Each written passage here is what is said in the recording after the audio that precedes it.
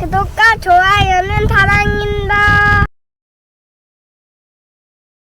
구약성경 시편 145편 1절부터 10절 말씀입니다. 907면입니다. 왕이신 나의 하나님이여, 내가 주를 높이고 영원히 주의 이름을 송축하리이다. 내가 날마다 주를 송축하며 영원히 주의 이름을 송축하리이다. 여호와는 위대하시니 크게 찬양할 것이라. 그의 위대하심을 측량하지 못하리로다. 주의 능한 일을 선포하리로다. 주의 존귀하고 영광스러운 위엄과 주의 기이한 일들을 나는 작은 소리로 읊조리리이다. 사람들은 주의 두려운 일에 권능을 바랄 것이요, 나도 주의 위대하심을 선포하리이다. 그들이 주의 크신 은혜를 기념하여 말하며 주의 의를 노래하리이다. 여호와는 은혜로우시며 긍휼이 많으시며 무하기를 더디하시며 인자하심이 크시도다. 여호와께서는 모든 것을 선대하시며 그 지으신 모든 것에 긍휼을 베푸시는도다. 여호와여, 주께서 지으신 모든 것들이 주께 감사하며 주의 성도들이 주를 송축하리이다. 아멘. 말씀 위에 잠깐 기도하겠습니다. 아버지 하나님, 예배가 시작되었고 찬양을 드리고 기도를 드리고 이제 주님의 말씀에 귀를 기울입니다. 주여, 말씀하여 주시옵소서. 말씀이 들리게 하여 주옵소서. 말씀대로 살게 하시고 말씀의 능력을 경험케 하여 주옵소서. 예수님의 이름으로 기도합니다. 아멘. 오늘은 다윗의 마지막 결심이라는 제목으로 말씀 선포하도록 하겠습니다. 여러분, 어떠한 일이든 어떠한 사람이든 마지막이 중요합니다. 어떤 일을 하다가 잘 하던 가운데 그 마지막에 마무리를 잘하지 못하여서 그 일을 그르치게 되는 일들이 있습니다. 얼마나 안타깝습니까? 어떤 한 사람이 정말 하나님 앞에서 최선을 다해서 살다가 존경받으며 살다가 그 마지막에 제대로 삶을 살지 못하고 지금까지 쌓아두었던 그 평판을 다 깎아먹고 마지막에 사람들의 손가락을 받으며 떠나는 경우를 보면 우리는 얼마나 마음 아파합니까? 지금까지 달려왔던 인생, 지금까지 쌓아왔던 것들, 그것이 마지막에 제대로 되지 않아서 무너지는 일들을 보면 우리는 마음이 아픕니다. 오늘 우리가 읽은 시편 145편 말씀은 다윗이 쓴 마지막 시라고 알려져 있는 시편입니다. 오늘 말씀은 다윗의 마지막 결심이 담겨 있습니다. 다윗은 목자였습니다. 어린 소년이었습니다. 그는 하나님께 기름 부음을 받았지만 완벽한 인생을 살지는 못했습니다. 골리앗과 싸워 이겼지만 사울은 그가 계속해서 피해 다녀야만 하는 존재였습니다.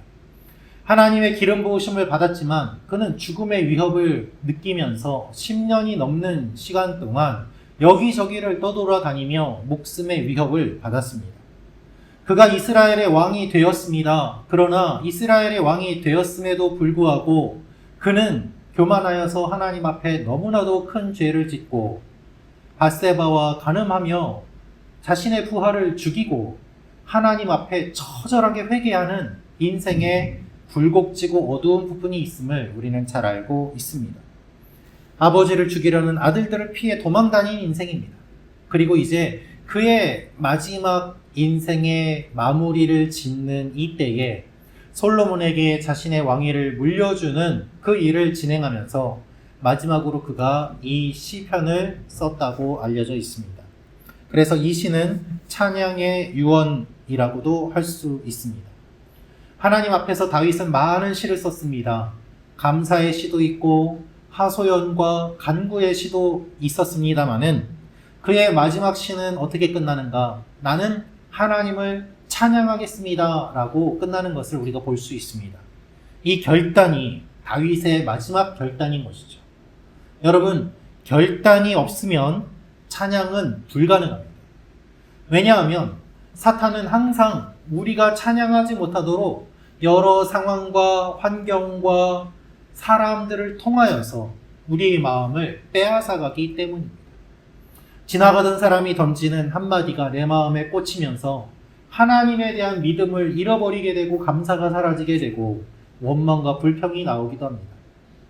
내 눈에 보이는 환경을 보면서 감사와 찬양이 나오지 않고 오히려 좌절과 절망과 근심 속에 쌓여서 찬양을 잃어버리게 되는 일들이 있습니다. 그래서 여러분, 내 마음속에 분주한 것들과 내 마음속에 어지러운 것들을 정리하고 결단할 때 찬양이 시작됨을 우리는 기억해야만 합니다. 결심하지 못하면 찬양하지 못합니다. 한번 따라해 주시기 바랍니다. 결심하지 못하면 찬양하지 못합니다. 여러분 인생의 마지막을 찬양하는 것으로 결단하시기를 축원합니다. 다윗처럼 찬양하기로 결심하시고 결단하십시오. 하나님의 백성이 하나님을 찬양하는데 이 찬양을 하나님이 기뻐하십니다. 이것이 오늘 말씀의 핵심입니다. 오늘 말씀을 보면 무엇을 할 수 있는가? 날마다 찬양하는 것이 영원히 연결되는 것을 알 수 있습니다. 우리 1절 2절 말씀 같이 읽도록 하겠습니다. 시작.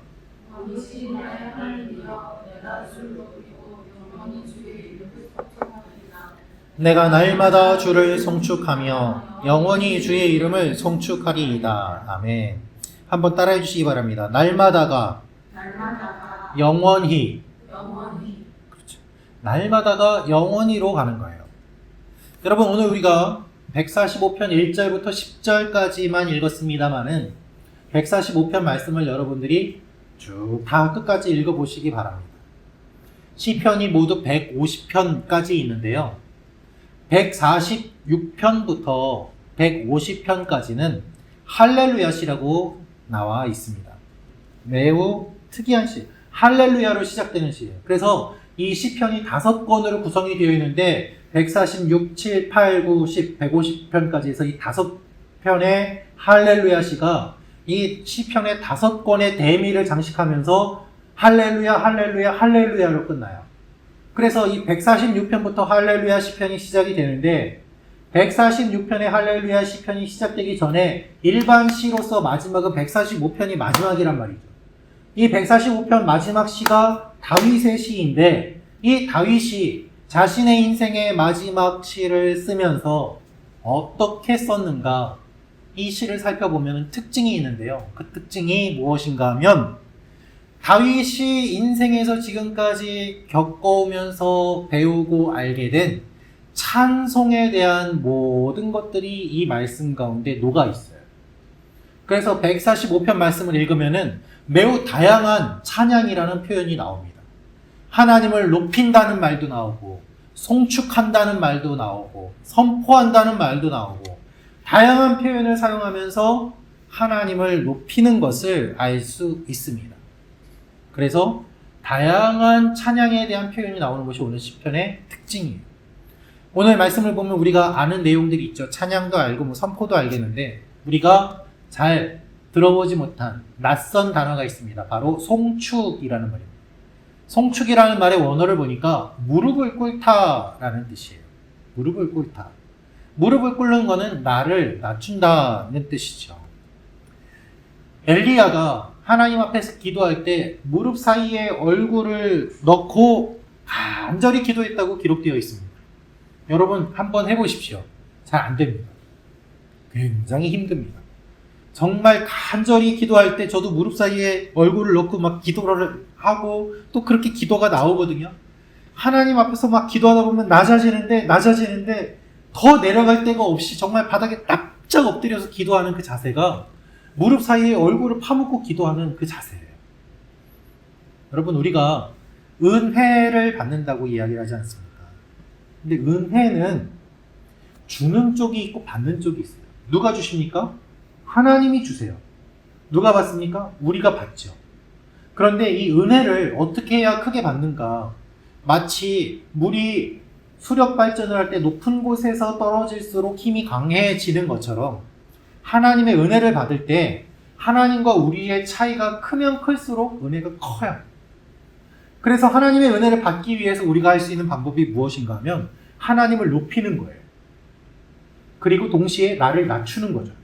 그러면 이 차이가 커지니까 당연히 은혜가 나에게 쏟아집니다. 그런데 하나님을 내 수준으로 낮추고 내가 하나님처럼 교만해지면 이 차이가 별로 안 나니까 은혜가 별로 없어요. 내가 은혜 받지 못한 이유가 무엇일까요? 하나님을 높이지 않고 내가 교만해지기 때문입니다. 은혜 받으려면 어떻게 해야 될까요? 하나님을 높이고 나를 낮추면 돼요. 다윗이 인생을 통해서 겪고 경험한 것이 바로 그것입니다. 그가 하나님을 높이고 자기를 낮춥니다. 하나님을 선포하고 자기 송축, 무릎을 꿇고 자기를 낮춰요. 이 여러 다양한 표현이 이 말씀에 기록되어 있는데, 여러분 불꽃놀이 할 때 마지막에 피날레 장식을 하면서 팡팡팡팡 다 터뜨리지 않습니까? 다윗이 그처럼 자기가 알고 있는 모든 찬양에 대한 것을 쏟아놓고 이 시를 썼습니다. 그렇게 하나님을 찬양합니다. 여러분, 하나님을 찬양할 때 여러분의 모든 것을 다 쏟아놓으며 찬양하시기를 축원합니다. 할렐루야. 1절을 보면 다윗은 이렇게 이야기합니다. 왕이신 나의 하나님. 왕이신 나의 하나님. 왜 우리 하나님이라고 안 그러고 나의 하나님이라고 했을까요? 그렇죠? 하나님은 우리 하나님이시지만 동시에 나의 하나님이세요. 하나님은 왕으로 온 세상을 다스리시지만 동시에 나 한 사람에게 관심을 기울이시고 나의 인생을 찾아오시고 내 눈물을 닦아주시고 내 마음을 어루만져 주세요. 여러분, 그래서 하나님 너무 좋아요. 사람들이 이렇게 많이 있는데 아무것도 아닌 나를 찾아오셔서 관심을 기울이시고 나를 붙잡아 주시고 함께 해주시는 거죠. 여러분, 우리가 하나님을 개인적으로 인격적으로 만나서 고백하지 않으면 안 됩니다. 하나님을 내가 개인적으로 만나지 않으면 안 됩니다. 함께 무리에 속해서 예배 드린다고 내 믿음이 좋다고 착각하면 안 됩니다.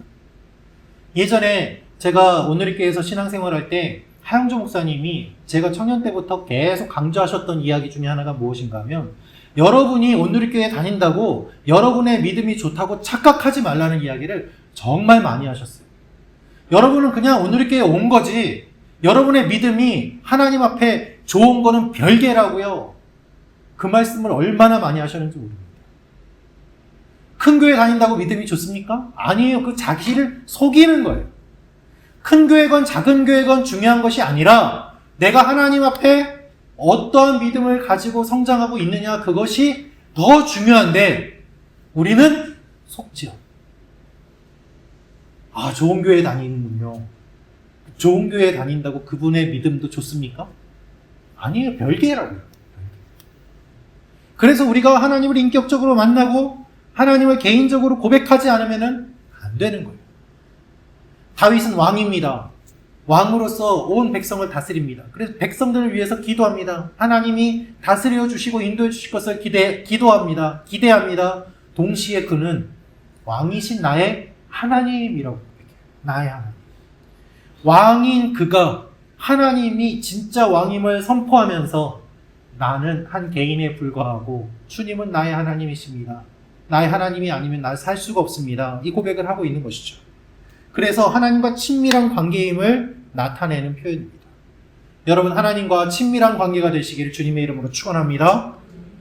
오늘 우리가 예배를 드리지만 그냥 왔다가 앉아 있다가 가시는 분도 계시고 예배에서 주님을 만나고 가시는 분도 계세요.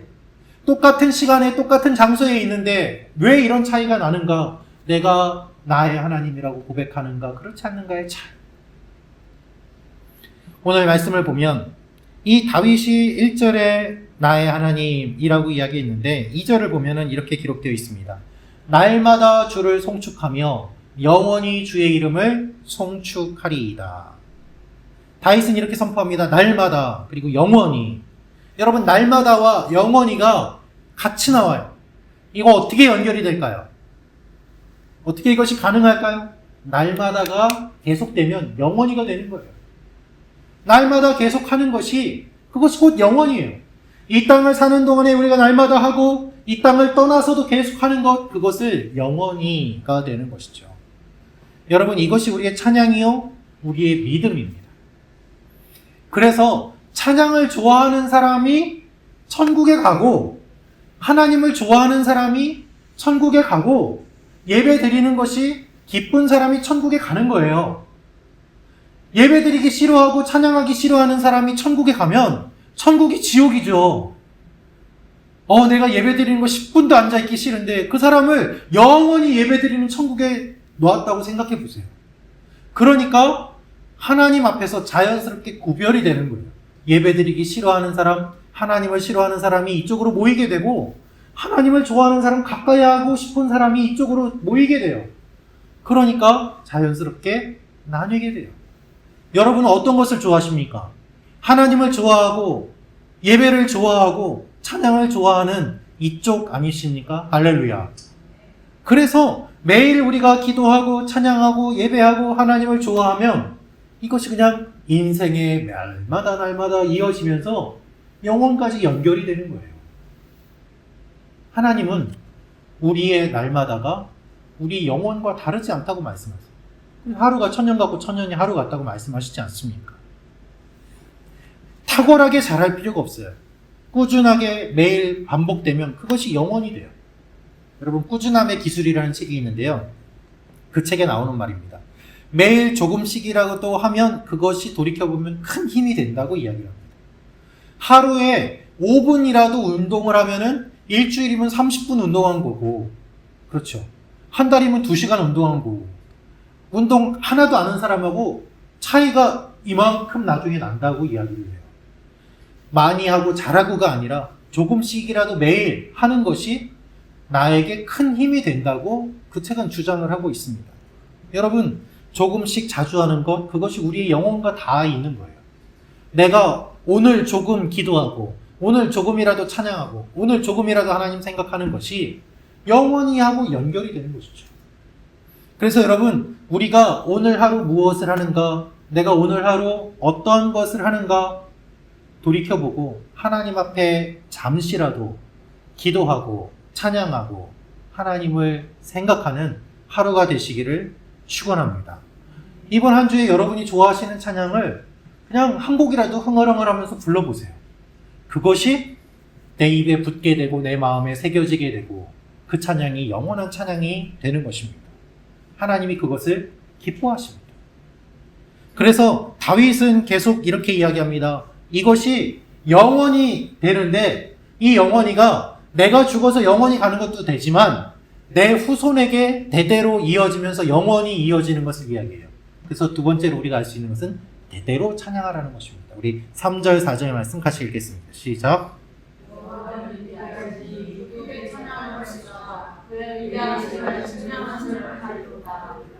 대대로 주께서 행하시는 일을 크게 찬양하며 주의 능한 일을 선포하리로다. 아멘. 다윗이 이제 솔로몬에게 자신의 왕위를 물려주게 되는데 그의 인생 동안 그는 여러 찬양을 하면서 지내왔습니다. 그가 살아오도록 도와주고 힘을 준 것이 바로 찬양임을 그는 압니다. 그런데 이제 솔로몬에게 왕위를 넘겨주면서 그의 마음속엔 걱정이 있는 거죠. 솔로몬도 찬양을 하며 잘 지내야 될 텐데. 그래서 대대로 주께서 행하시는 일을 크게 찬양하도록 그는 선포하고 있습니다. 나 혼자 찬양하는 것도 소중하지만 내 후손이 찬양하는 것 얼마나 귀하고 소중한 일입니까? 여러분, 이것이 다윗의 마음이고 솔로몬이 하나님을 찬양하기 원하는 마음으로 이렇게 시편까지 지었지만 솔로몬은 결국에 마지막에 하나님을 떠나고 하나님이 아니라 수많은 여인들과 지내면서 나라가 분열되게 하는 씨앗을 제공하지 않았습니까? 다윗의 소원이 이루어지지 않은 거예요. 그만큼 대를 이어서 하나님을 찬양하는 일이 얼마나 어려운 일인지와 동시에 얼마나 귀한지를 우리가 생각해 볼 필요가 있는 것이죠. 여러분, 다음 세대가 찬양하는 일은 매우 귀합니다. 아름다운 일입니다. 그래서 우리가 자녀들을 위해서 기도할 필요가 있는 것입니다. 저는 개인적으로 저희 아버지가 병에 걸려서 예수님을 저희 가족이 같이 다 예수님을 믿게 되었습니다. 병원에서 포기한 버거시 병이라는 병에 걸리셔서 다리를 절단하셔야 되는데 예수 믿으면 병이 낫는다는 전도를 받고 예수님 믿고 정말 다리가 완쾌가 되셨어요. 가족들이 다 같이 예수님 믿게 되었습니다. 그리고 나서 다니게 된 첫 번째 교회가 저희들을 전도해 주신 그 집사님이 다니는 동네 교회였어요. 몇 명 안 되는 정말 작은 교회였습니다. 그 교회에서 매년 가족 찬양 대회를 하는데 저희 아버지, 어머니, 저희 형님, 저 해서 4명이서 이제 매년 가족 찬양 대회를 나가면은 저희 아버지께서 항상 같은 곡을 부르셨어요. 그 찬송가의 제목이 나의 영원하신 기업입니다. 예수님 몰랐던 우리 가족이 예수님 알게 되고 영원한 기업이 되신 주님을 알게 된 것이 그냥 좋아서 저희 아버지 일생에 그 찬양을 제일 좋아하셨어요. 매년 같은 곡으로 나가서 저희 형님이 기타 치고 저희 가족들이 이렇게 찬양했던 그 기억이 아직도 기억에 선합니다. 여러분, 여러분에게도 이와 같은 기억들이 아마 있으실 거예요. 여러분 자녀들에게도 이런 일들이 일어나기를 주님의 이름으로 축원합니다. 대대로 찬양하고 영적인 추억을 만드는 것 소중한 일이지요. 하나님이 우리에게 천대까지 복을 주겠다고 약속하셨어요. 신명기 5장 10절 말씀 같이 읽겠습니다. 시작. 내 계명을 지키는 자에게는 천대까지 은혜를 베푸느니라. 아멘. 하나님은 천대까지 은혜를 주겠다고 약속하셨는데 이 은혜를 받으려면 어떻게 해야 될까요? 우리 자손들이, 후손들이, 믿음의 자녀들이 천대까지 예수를 믿어야 되지 않겠습니까? 내가 아직 결혼을 안 했으니까 난 자녀가 없으니까 나는 어떻게 하면 좋을까요? 아니요, 여러분. 여러분의 믿음의 자녀를 만드세요. 전도해서 바울이 디모데를 영적 아들로 삼은 것처럼 여러분이 여러분의 믿음의 자녀를 천대까지 계속 만들어 가세요. 예수 믿게 하세요. 찬양하게 하세요. 하나님의 은혜가 풍성히 넘칠 줄로 믿습니다. 그래서 여러분, 찬양은 계속 이어져야 되는 거예요. 부모님은 훌륭하게 신앙생활 하셨는데 그 자녀들이 예수 안 믿어서 방황하는 모습들 보면 얼마나 마음이 아픕니까? 아버지는 훌륭하게 존경받는 목사님인데 자녀는 그렇지 않으면 참 슬프잖아요. 자녀 문제 앞에서 누구도 자신 있게 얘기를 못하죠. 그러니 비난을 할 수도 없습니다. 그렇다고는 해도 슬픈 건 슬픈 거예요. 어떤 사람이 인터넷에 글을 써는 걸 봤는데요. 자기는 무신론자라고 합니다. 교회 다니는 사람들을 막 비난하면서 이해되지 않는다. 몰상식한 사람들이고 수준이 너무 낮고 막 이런 욕하는 글을 막 썼어요. 근데 그 사람 글에 달린 댓글을 하고 또 이 사람이 또 댓글 남기고 막 이런 걸 보니까 이 사람 아버지가 유명한 신학교의 교수님인 거예요. 그래서 어떤 사람이 댓글로 이렇게 또 남겨놨더라고요. 신학교 교수님이 뭐하냐고. 아들을 그렇게 키웠는데 뭐하러 교수하냐고. 그러니까 또 아버지 욕했다면서 또 막 화가 나가지고 막 댓글을 또 막 또 달았어요. 아니, 그러면 아버지 그렇게 욕먹는 게 싫으면 본인이 예수님을 잘 믿으면 되잖아요. 그렇게 하는 거는 생각 안 하고 아버지 욕한다고 또 막 싸우더라고요. 그 글을 보면서 너무 마음이 아팠습니다. 그 아버지의 마음은 어떨까? 또 그 아들의 마음은 어떨까? 여러분, 우리가 가족을 위해서, 자녀들을 위해서 기도할 필요가 있습니다. 제가 어떤 집사님의 간증을 들었는데요. 이 집사님이 어릴 때 부모님 따라서 교회를 다니다가 이제 사회생활을 하게 되면서 교회 안 나가고 이제 부모님하고 같이 안 나와도 된다. 나 이제 내 맘대로 해야 된다 해서 그때부터 이제 교회를 안 나오신 거예요. 이분이 결혼하고 딸을 낳았고 이 딸이 이제 성장을 하게 되었는데 이 큰 딸이 예수님을 믿게 됐어요. 그래서 새벽 기도를 나가고 싶다고 그러면서 새벽 기도를 나가겠다고 그러는데 이 아버지가 새벽에 딸 혼자 보내려니까 걱정이 돼서 그럼 내가 태워주겠다. 그래서 교회를 같이 왔는데 아버지는 교회 안에는 안 들어오시고 딸 끝나고 나올 때까지 그냥 주차장에서 한 1, 2년을 계속 그렇게 기다리면서 딸 그렇게 운전만 해주셨거든요.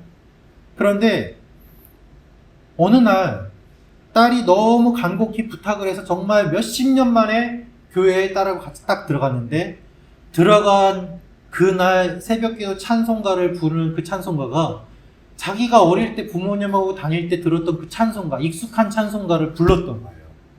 그래서 그때 그 기억이 딱 떠오르면서 자기도 모르게 눈물이 왈칵 쏟아졌대요. 그리고 회개기도가 막 나오면서 그날 막 대굴대굴 구르면서 주님을 만난 거예요. 그 아버지가 기도하는 모습을 보면서 이 딸도 옆에서 아빠 손잡고 펑펑 울었어요. 아빠가 교회에 와서 같이 예배 드리도록 딸은 또 2년 동안 새벽 기도하면서 계속 기도했대요. 그러면서 이 이분이 이제 예수님 믿고 자기가 떠올렸던 그 찬송가를 생각을 하면서 주님 만나고 예수 믿고 그때부터 신앙생활 열심히 하시는데 정말 열심히 헌신하셔가지고 집사님 되시고 장로 후보에도 올라가셔가지고 목사님 기도해달라고 그러시는데 교회 처음 오셨을 때 새가족으로 제가 만나 뵙고 사연 듣고 기도하고 같이 양육하고 했던 분인데 그분이 이렇게 신앙생활 성숙하게 성장하시는 모습을 보니까 너무 감동이 들어요. 여러분 이것이 찬양의 능력입니다. 어릴 때 들었던 찬양이 남는 거예요. 이것이 하나님께서 하시는 역사예요. 그래서 우리는 어떻게 해야 되는가? 하나님을 찬양해야 됩니다. 우리 8절부터 10절 말씀 같이 읽겠습니다. 시작.